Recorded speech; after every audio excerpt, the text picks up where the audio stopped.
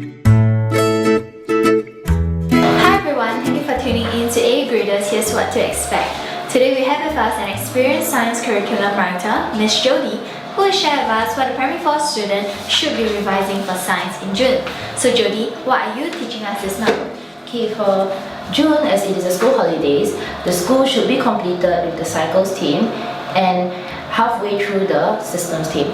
And also, students should be familiar with the following concepts shown in this table here. These concepts were actually mentioned during the previous month's video, so do refer to the videos for more information about the concepts. Okay, great. So what do you have for us today then? Okay, for today's video, we will be introducing to you answering techniques for primary 4 experimental free response questions. So let's look at this question. For part A, they are actually asking for the aim of the experiment.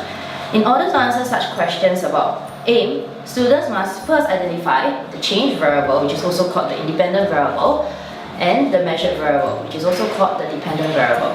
To identify change variable, they have to look out for something different in the experiment.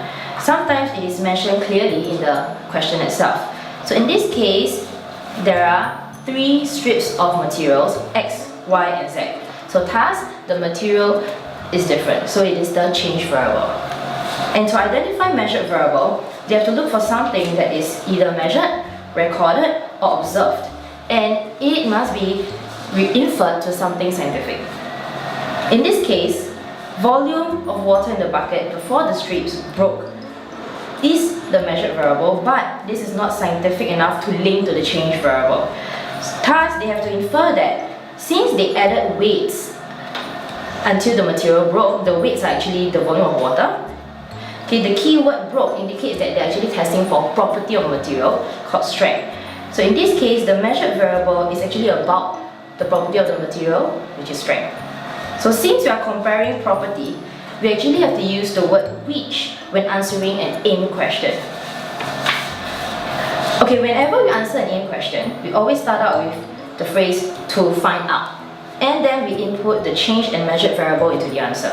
So task for this answer, it is actually to find out which material, which is the change variable, is the strongest, which is the measured variable. Another answering technique to look out for is actually the conclusion question, which is shown in part B.